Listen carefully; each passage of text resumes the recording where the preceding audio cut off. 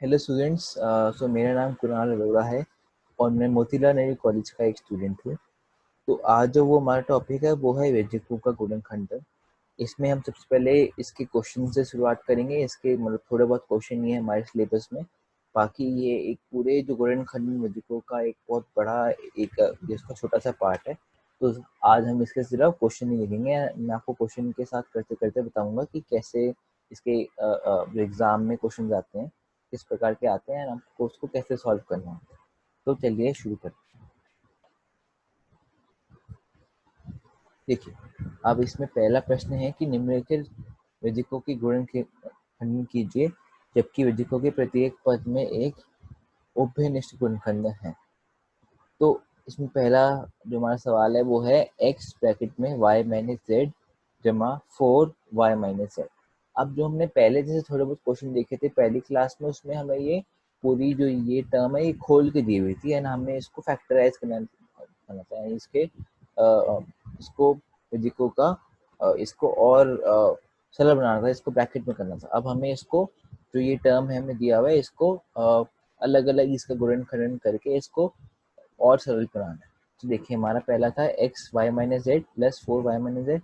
अब इस पूरी संख्या में तो ये संख्या है, इसमें कॉमन क्या है?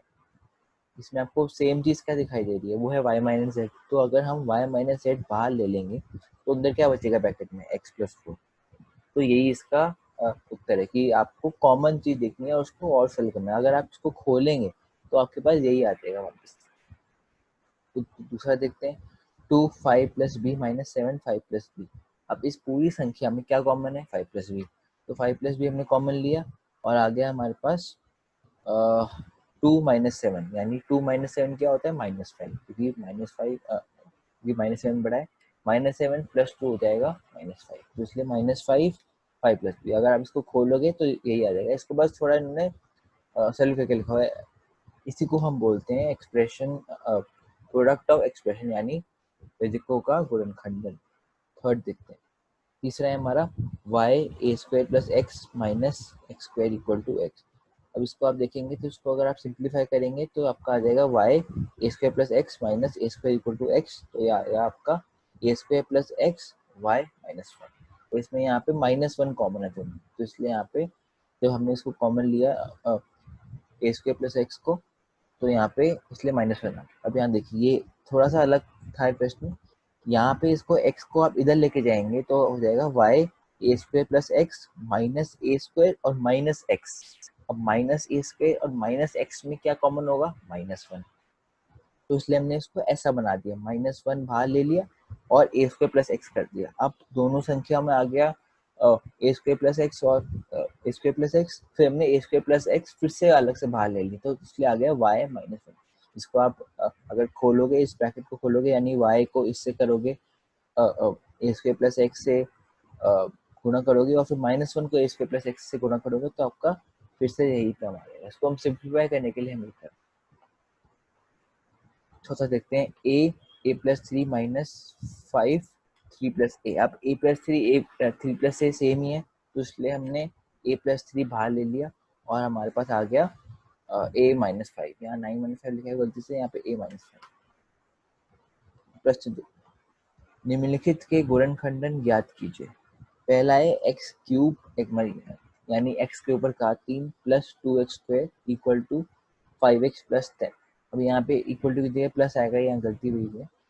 तो अब हमें देखना कॉमन क्या क्या है। अब पहली संख्या में हमारे पास कॉमन है एक्स स्क्वायर, यहाँ पे एक्स क्यूब है और यहाँ पे 2x स्क्वायर है, तो हमने एक्स स्क्वायर कॉमन ले लिया तो आ गया x प्लस 2। और यहाँ पे क्या यहाँ पे हम बाहर कॉमन ले लेंगे 5, तो 5x प्लस 2, यानी हमें ऐसा सा एक संख्या बनानी पड़ेगी जिससे कि हमारा सिंप्लीफाई हो जाए। तो यहाँ हमने 5 कॉमन ले लिया, यहाँ पे एक्स स्क्वायर कॉमन ले लिया, तो यहाँ हमारा बन गया एक्स स्क्वायर ब्रैकेट में x plus 2 plus 5x plus 2। अब फिर हमने x प्लस 2 कॉमन ले लिया पूरी संख्या में, तो इसलिए x प्लस 2 बाहर आ गया और एक्स स्क्वायर प्लस 5 हो गया। तीसरा देखते हैं, यहाँ पे है 3ax minus 6xy plus 8b minus 4ab। अब इसमें देखते हैं क्या क्या क्या क्या कॉमन ले सकते हैं। पहले दो संख्याओं में हम कॉमन लेंगे 3x, यहाँ भी 3x है, यहाँ पे भी 3x हो जाएगा, इसको 3 × 2 कर देंगे तो 3x बाहर आ गया, इसलिए बचा a -2 है। अब यहाँ पे क्या बचा, यहाँ पे भी हमें a माइनस टू वाई ही बनाना था, तभी वो पूरी संख्या में से हम कॉमन ले पाएंगे।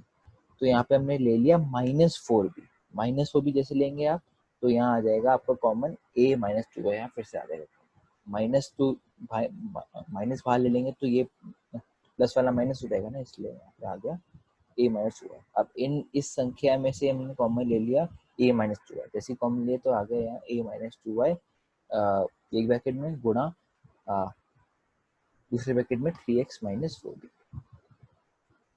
अब तीसरा देखते हैं, तीसरा भी वही है ax plus C X plus A Y minus B X plus C Y. अब A X square plus C X square plus A Y square minus B Y square minus B X square plus C Y square, ये हमारा उसका answer है, ये आ गया। इसमें हमने कॉमन ले लिया पूरा। अब इनमें तीन टर्म में क्या कॉमन है, एक्स स्क्वायर लिया बाहर तो ए माइनस बी प्लस सी आ गया, और यहाँ पे क्या कॉमन है, वाई स्क्वायर, तो वाई स्क्वायर में हमने ले लिया ए माइनस बी प्लस सी। तो अब इसमें और इसमें और इसमें मैं आपको अगर दिखाऊं तो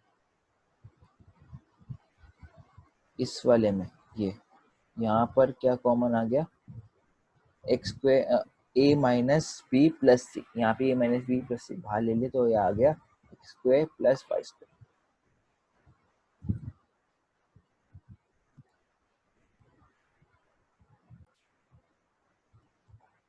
तो चौथा देखते हैं, A B square minus A minus C, उसके बाद बी माइनस सी।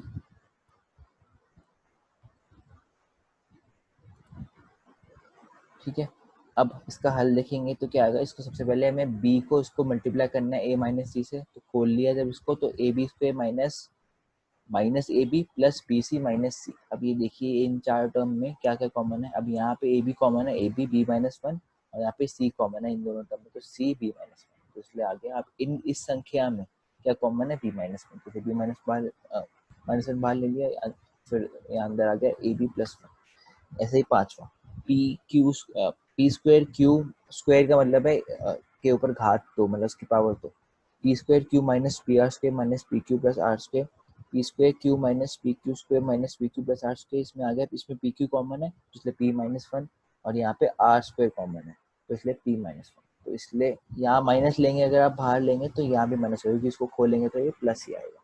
तो इसलिए यहाँ पे अब हमारे पास कॉमन हो गया p minus one, p minus common ले तो p q minus r square हमारे पास।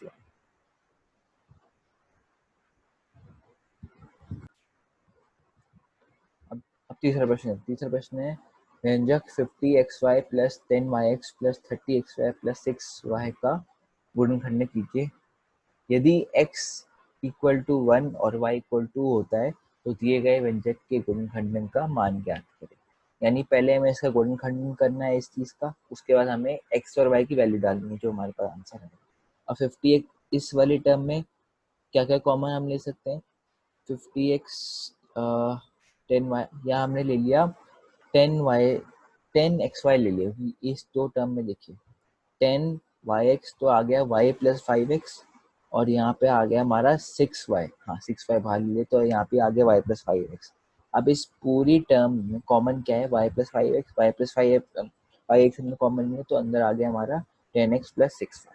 अब हमें दिया हुआ कि अगर x इक्वल टू 1 और y इक्वल टू 2 है तो यहाँ पे अब हम उसको लगा देंगे तो क्या आ जाएगा, x की जगह में डाल दिया 1 तो 1 plus 5 into one, 10 into one into two plus 6 into two, तो अगर 2 प्लस 5 20 प्लस 12 7 इंटू 32 यानी आएगा 224।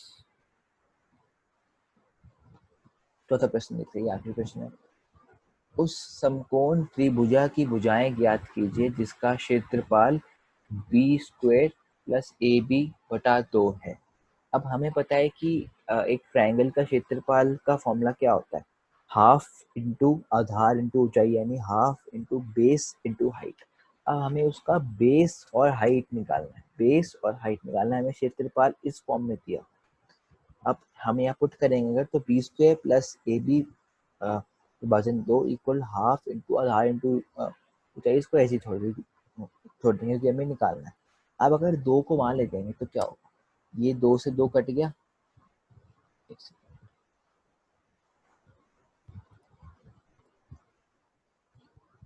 ये आपका यहाँ पर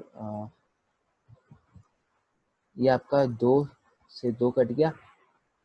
अब क्या बचा, बी स्क्वेयर प्लस ए बी। अब बी स्क्वेयर प्लस ए बी में कॉमन क्या लोगे उसमें, यहाँ आप ले लोगे बी स्क्वेयर, बी कॉमन लोगे, तो बी जैसी कॉमन लोगे तो बचेगा यहाँ पर इस टर्म में, इस वाले टर्म में कॉमन क्या आएगा, बी।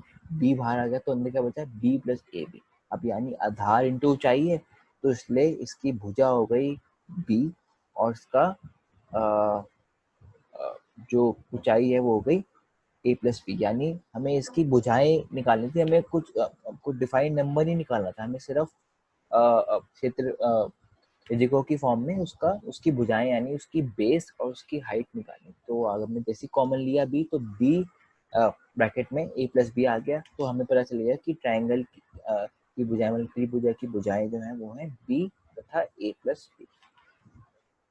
तो ये आपका छोटा सा टॉपिक था, उम्मीद है आपको समझ आ गया होगा।